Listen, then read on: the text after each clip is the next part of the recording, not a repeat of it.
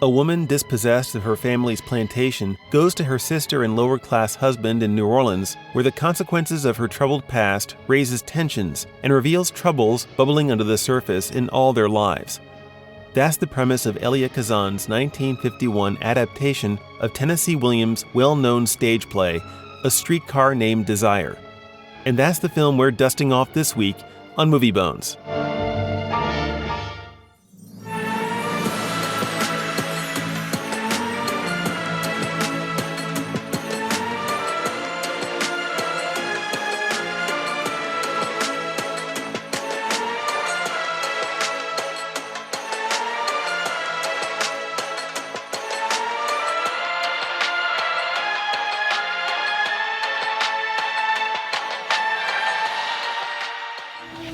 You must be Stanley.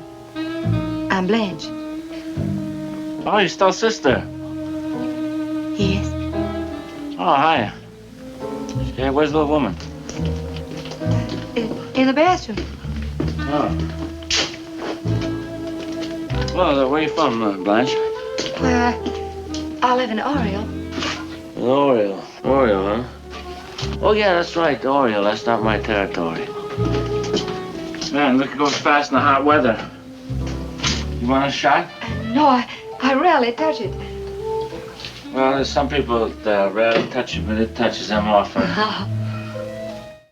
That was Stanley and Blanche, played by Marlon Brando and Vivian Leigh, introducing themselves to each other before the fireworks start. And quick confession here, this is my second watch of today's film. The first time was a few months back. I don't remember exactly when, but you and I were talking about doing this movie pretty much sooner in the schedule in the lineup somewhere. But then you came to me and said, I think that Tubi was planning to get to axe it off of their regular rotation. And it seemed like, it was just like, okay, well, that's bad timing. Maybe later. But Anna and I, we just kind of looked at the movie. And it's like, you know what? We've never seen this movie. It's such a well-known movie. So we watched it then. And I'm kind of glad I did, because it gave me an opportunity today, when it came back on Tubi, to be able to, come back with it with fresh eyes and a deeper understanding of like the themes that go into it, and some time to reflect on it. And it actually, and I won't say which way, but it changed my review. And Ryan, this is your first time watching it, right? Yes, this is the very first time I've seen this movie. I had planned on watching it, a long time ago. It just never happened. And whatnot. And yes, going in totally blind to this movie was an experience. I won't say it's a bad experience, but it was definitely an experience, because I was not expecting this movie to go in any direction of the way it went. It is a fascinating movie, isn't it? Yeah, very fascinating. And I will tell you this, like I already mentioned this to you. Some of you guys might know this out there in the good old interweb sphere. This is a play, and something that I have realized that about movies that are plays that are turned into movies. And this is not a good or bad thing. I think this is a good thing in this particular movie, but you can almost tell. Like, I'm at the point, like, I was watching it and didn't know this before, and I was like, this was a play at one point. And I'm sure I was right. I started looking into it. And yeah, like I said, I was correct. It definitely was a play. You can find versions of this play on YouTube and everything. And I also learned that this movie has been kind of redone a couple times. And again, that happens when you're dealing with a play and everything. This, to me, I would guess this is the quintessential version, because it's Marlon Brando. It's the one everyone thinks of. I mean, even if you haven't seen the movie, you probably see, we talked about Family Guy referencing things with, other movies, but I'm sure they must have. And I don't even watch Family Guy, but I can, if they haven't done Stella, because everyone hears that, about the movie. It's like, that's what, if you know about nothing else about it, that's what you hear. I can see why it's got so many remakes and such, because it's the screenwriting about it, the writing especially, is so connected to something and grounded in real human experience. And I'm not dissing the people who in the movie who brought it to life either, because it takes all the cogs working together to make it this seamless.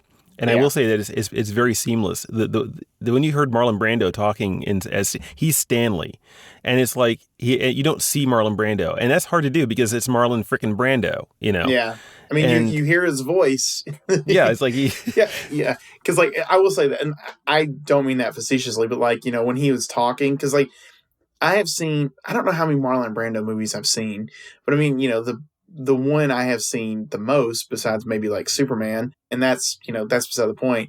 But I was gonna say, did that count because it's just such a small role? But yeah. But like The Godfather. and everything. And, he's got this very unique voice. You're not seeing Marlon Brando. You are seeing Stanley. Yeah.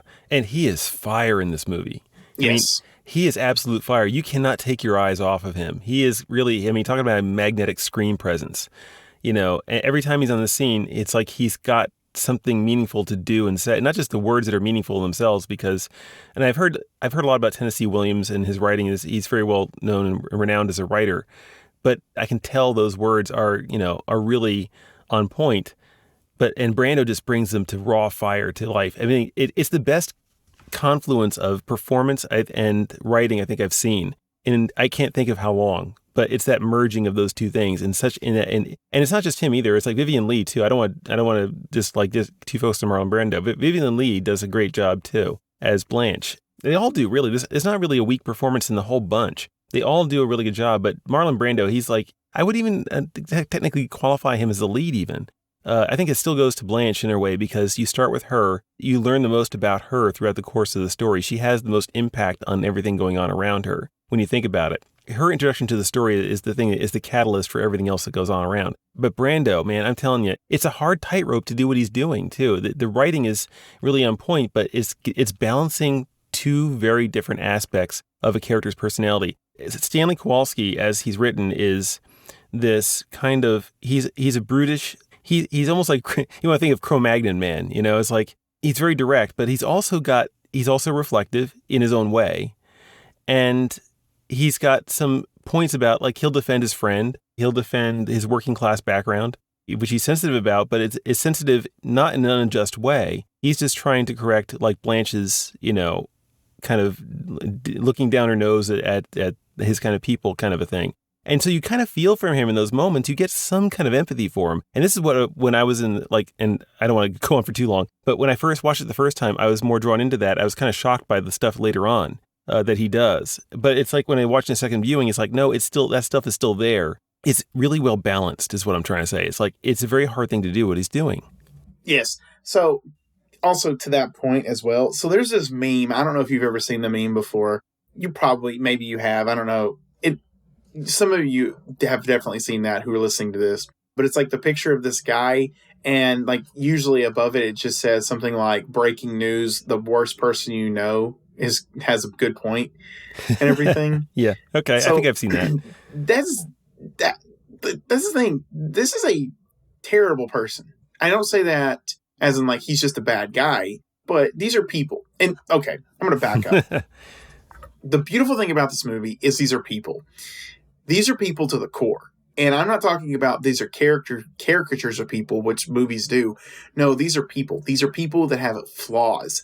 They have incredible flaws. They have things about them that make them good and everything. And when I say good, desirable, likable, blah, blah, blah, blah, all that kind of stuff.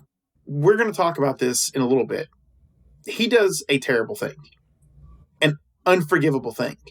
He is terrible in his own way throughout the whole entire movie. Not every step of the way. But at the same time, not everything, but a lot of what he says about Blanche, you're looking at it and going, he's right. Yep. He's got a point. Absolutely right. Everything he's saying is correct. And that, I know that's supposed to stir some kind of emotion in you because, again, like, he's like, you're right. One of the things that I can tell he's upset about in the movie, it's kind of made to, Blanche meets Mitch. Blanche thinks Mitch is rich, which I know there's a rhyme there. That's not meant to do that. And she instantly, I'm not sure how much she actually truly cared about Mitch, but she saw him for basically, I can dig my way out of the hole that I've been forced into. And she has been forced into a hole for the most part. And Stanley calls her out on it.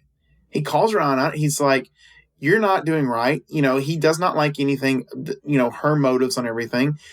And what happens is, things happen from there and whatnot. And as this movie progresses, you're going, yeah, he's got a point. Like everything that he deals with when it comes to Blanche is, yeah, he's got a good point. And I love that he knows some things about Blanche, but there are things that he never finds out about Blanche. Mm-hmm. And they're important things too. It's like there's stuff that Blanche tells to Mitch that tells you that there's more than just about it. Like you said, Mitch may be rich, but it's not necessarily the reason why she's attracted to him, because she lunges herself at later on at like a newspaper boy.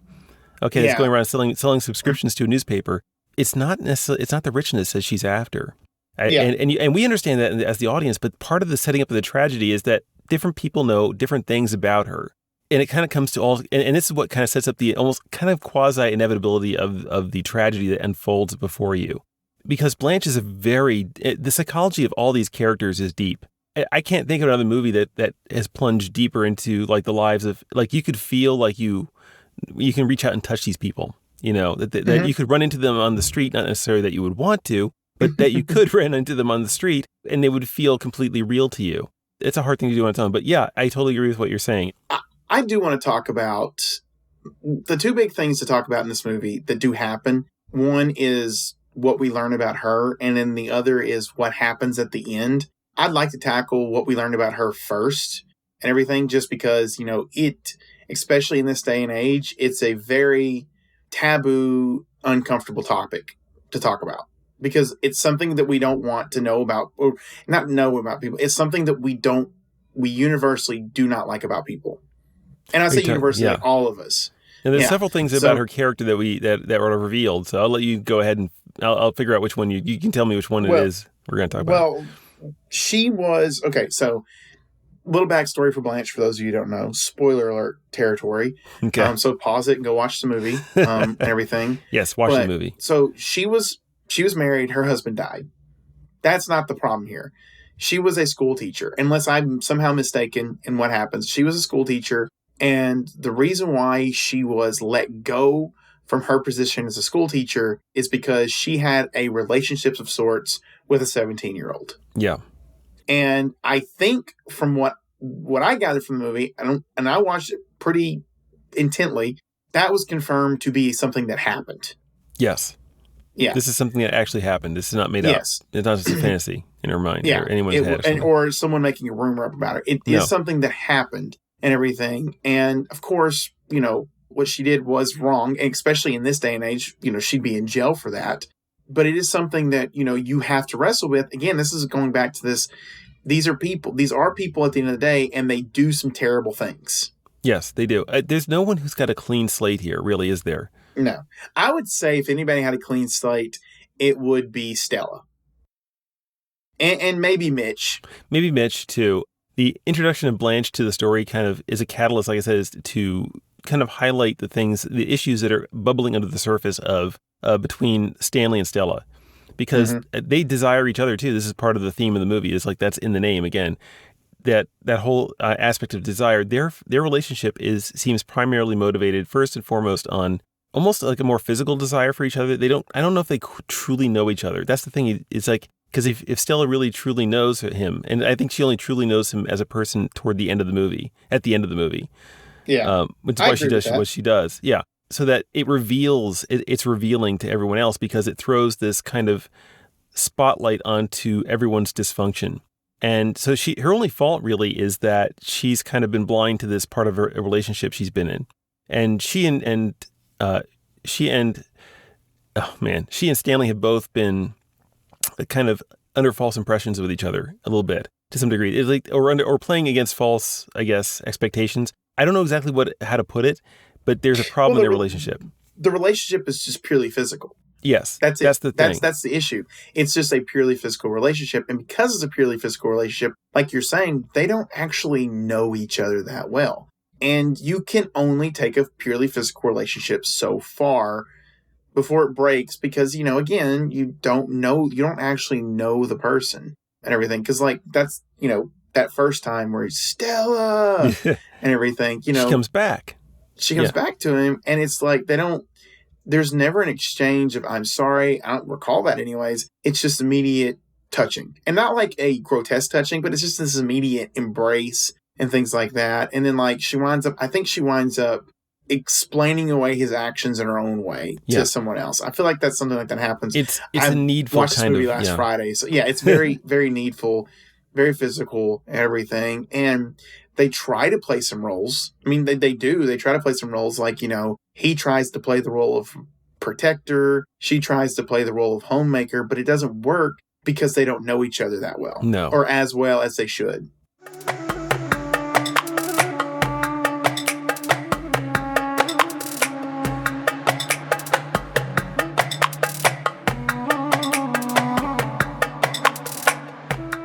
I was thinking earlier about when Blanche kissed that newspaper boy and everything.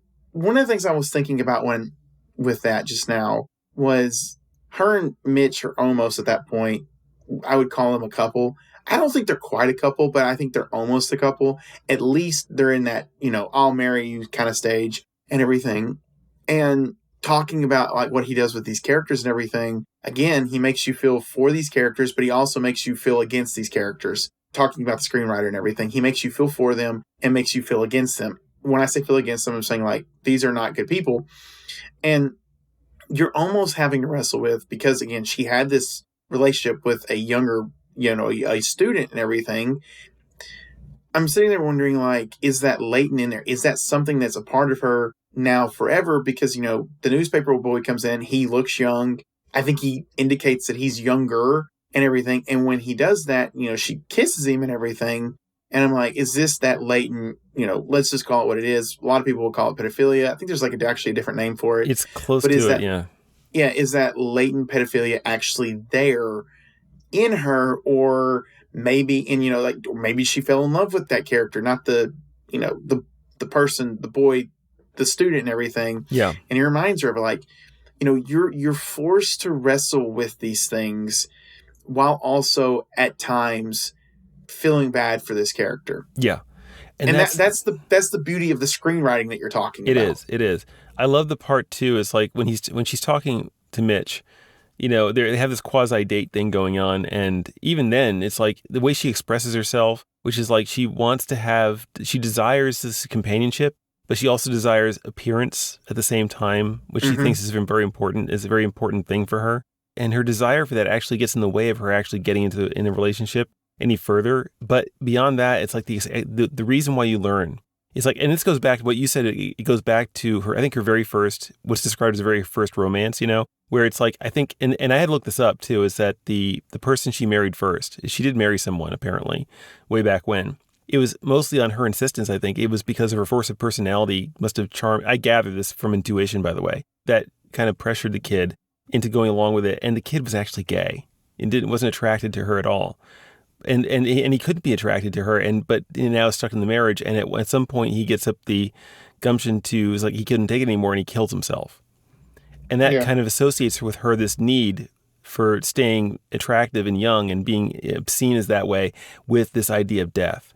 And that's another thing you see with the woman selling the roses too. You see the theme of death coming back into it with regard to that. There's a lot of really subtle work here in the theming too. But yeah, it's just really awesome. That's the way that it, like you said, it makes you feel for her. At the same time as you really can't empathize too much with her or any character really. It's a reflection on humanity really. It should, if anything, I think it's just a great way to reflect on your own life a little bit too, in the way we're all broken. Not to say to that we're all broken to that extent. Yeah. But the way that we should have empathy while also acknowledging the fact that you can't just say that everything the person did was A-okay hunky-dory. You have to be able to have both lines. I don't know if this is a critique of the movie right here, but, thinking about like her age and everything, I could not tell if she was meant to be an older character or not. I think that's probably the only critique I would have of that part, like, of that film time period. Like, if she was meant to be older, putting an older actress there would have actually worked perfect. Possibly, yeah, possibly. I did think every time the lady that showed up singing the song about death and the flowers, I was like, I really thought, well, I guess someone's going to die in this movie. Now, that being said, her psyche died. You see it slowly deteriorating as the movie goes on. Yeah. For a variety of reasons. Now, there is a full-on catalyst to her complete psyche that break. Last step is distinctive and it's undeniable. Yes. And that comes with my first real critique of the movie. I wish they kept true to the play. Spoiler alert, this is a heavy topic as well. Estella is with child. We find that out during the movie. And she is going into labor. Well, they take her to the hospital and Stanley comes back to the house. This is where I actually thought death would happen. I really thought someone was going to die in the scene. Again, psyche death, but, I thought someone would physically actually die in this scene. But Stanley comes back to the house, and when Stanley comes back to the house, him and Blanche start talking. And at first it seems like, okay, because he says, all right, let's bury the hatchet, because he's overwhelmed with joy. He's going to have a kid. And Blanche is thinking that she's about to be getting out of there, that, things are looking up and up for her and whatnot. The curtain is slowly peeled back from her eyes and also our eyes as well, as Stanley again starts calling her out on things that just simply aren't true. And so what happens is they get into a physical altercation of sorts. And during that physical altercation, it is heavily implied, again, as the scene fades to black, there is a glass that's broken. There is a window. It's a glass that's broken. There's also, I think, the mirror's broken. But anyways, you see it in the mirror.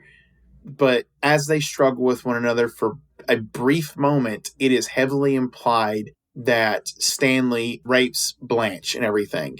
Now, it's not confirmed, but again, it's heavily implied. As much as you can say it without saying it with words, it is what it is. Which leads to the full destruction of her psyche. So what does happen in the play that doesn't happen in the movie? The ending is how they treat the event. The ending of the movie is this. Everyone kind of knows that something happened, and then Stella goes up to her, like there's a card game at the house, all this stuff happens. But Stella is eventually Stella kind of sees Stanley for his terribleness. Like there's things that I can't get past here. And she winds up taking the baby, because the baby's born by them. She takes the baby, she goes upstairs, and you get that last iconic line, Stella, Stella, because, she's done with him. Like, it implies, too, she's done with him. She's made a firm decision. In the play, and I think the play's a bit more impactful here, because it shows how power dynamics work, and it shows how people will just ignore things. In the play, they send her off to the psych ward and everything, and there's a card game being played by Stanley and his friends, Mitch being one of them. Stella goes about her life. She goes about, cooking, cleaning, doing all that kind of stuff. And the play fades to black as everyone's ignoring the situation and they're continuing playing the card game. Everyone goes about their life. I think depending on how you play it, it could be, there's a point you can make either way with it. Yes. I think both endings are good.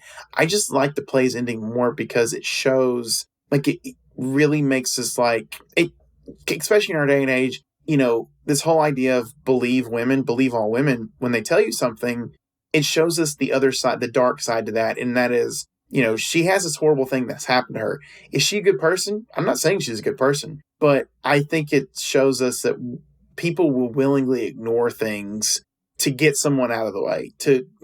You're crazy. She's crazy. I mean, that's the problem, is that she is legitimately crazy in the film or in the story. And it's like, she's just crazy enough to go,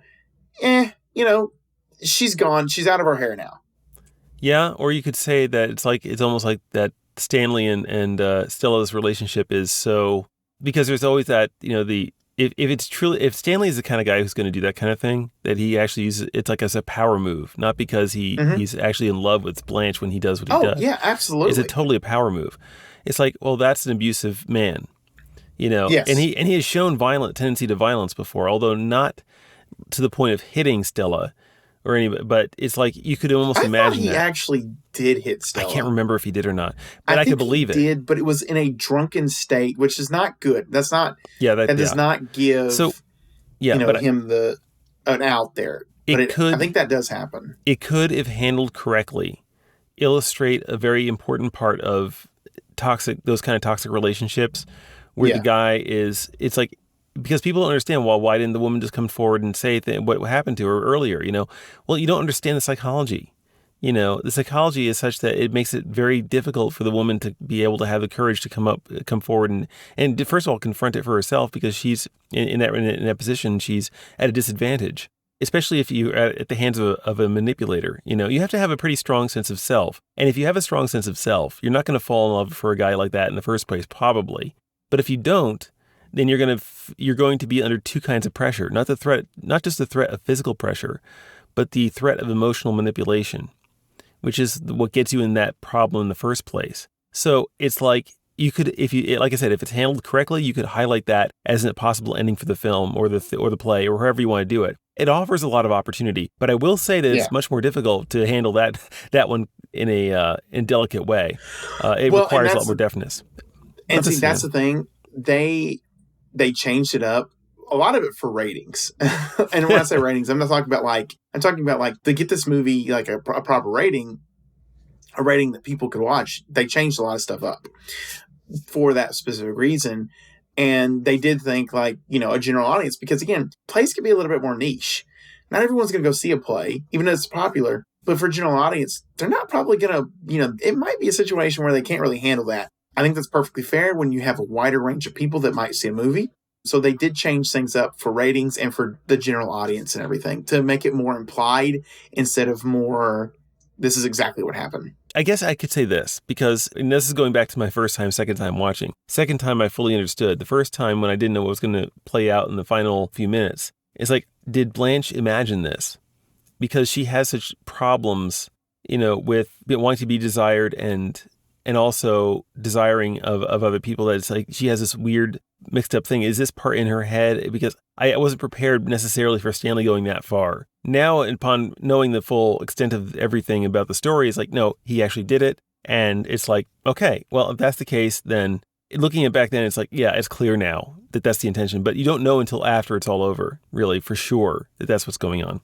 So, but anyway, yeah, this is it's rare to have a movie that actually hits on so many levels that you could have this much of a depth of conversation on it. And you could come up with so much more meat out of this than we're even giving it credit for, I think. This is, so let's do verdicts, man. We don't do this, and I'm not saying we do this now, but I think this might be one of those films we might have to just revisit just to talk more about it in the future. This would definitely be one to bring back in the spotlight. Yeah. I kind of want to go watch the other, like I maybe want to watch the play, since I said there's plays on, like I think there's versions of the play on YouTube, and I kind of want to go see how other filmmakers tackle this, because I know there's one, it stars Alec Baldwin, I think. Oh, wow. Okay.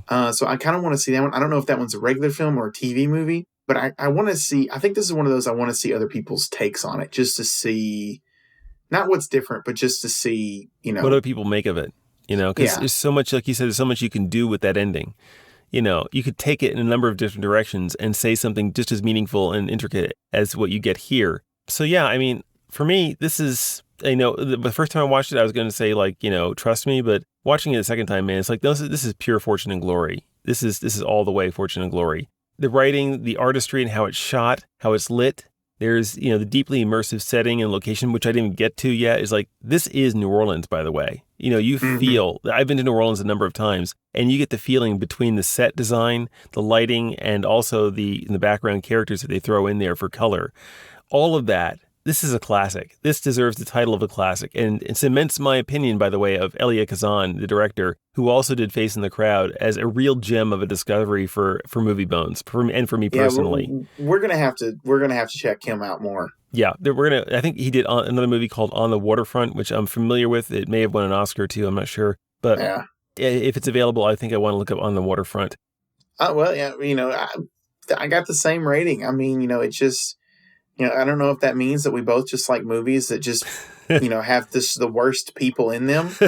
But the acting is just phenomenal. Like you were saying, are hinting at the filmography, the set. It's just, everything is just, it's phenomenal. The way we have to wrestle with the story and also with these characters. It's challenging. Is this movie for the faint of heart? No, it's not. I will say this, and I say this sincerely, if you're a person, especially if you watch this whole entire review before watching the movie, if you're a person that struggles or that has, any kind of struggles, or if all of this stuff is difficult, because there is a lot of difficult things that happen in this movie, watch it at your own pace, first and foremost. But still, I can't not recommend this movie. So it's fortune and glory for me. Anyway, folks, yeah, so now is the time when we'd like to remind the listening audience out there that if you're having fun watching these movies alongside us and hearing our reactions, please do like, subscribe, comment, and of course, follow us on your podcast purveyor of choice. Tell us if you think we got it all wrong, because, we can be wrong, and maybe nominate some films you'd like us to see do, especially if they're available for free, because this adventure comes with no strings attached. Guaranteed. And on that note, Ryan, Boy, do we have a winner coming up next week? I mean, we're going the for contrast direction. We're going from first to fifth, back to first again. I almost sat down the other night and was like, I know this is going to be because I saw it on Tubi and I was like, he's picking this one. I know he's about to pick this one. You know me too and well. I almost surprised you with watching it myself. It's not a very long movie, but then I didn't have time to do it. So I was like, but I saw it. When I saw you open up your notes today, I was like, I knew it. But yes, folks, we're going the opposite direction. I think you've seen this movie, right? I have once before, yes. Look, you're going to want to, I've never seen this movie. You're going to want to tune in for our conversation. I'm going to spoil something for you. Justin has already nuked the fridge. And I'm going to go as far as to say, nuke the fridge, fortune and glory. Like he was recommending this movie to you. This movie is a movie. It's certainly a movie that's happening. It's a thing that happened. It's a thing that happens. And if this is the person I'm thinking, it's directed. Extraterrestrials invade San Fernando Valley to stop humans from creating a doomsday device, which that in of itself is like kind of a neat premise. By reanimating the dead and causing total chaos. Yeah, reanimating the dead, extraterrestrials. Yeah, doomsday device. It's got everything. And let me tell you, it's starring directed by Ed Wood, starring Bela Lugosi. Yeah, this is the Casablanca of Nuke the Fridge movies. So yeah, Plan 9. Here's looking at you, chat. Yeah, this is Plan 9 from outer space. And it's only like an hour and like 16 minutes. As every good B movie should be. Yeah, it's not very long. So like I said, I almost watched it. Anyway, folks, I can't think of anything else to say. It's been a great episode. And Ryan, I got to thank you. This has been a really terrific episode. And folks out there, thank you for listening. And I hope you're still listening. And we'll see you next week. And Ryan, I'll see you next week. See ya. All right, man. Bye-bye.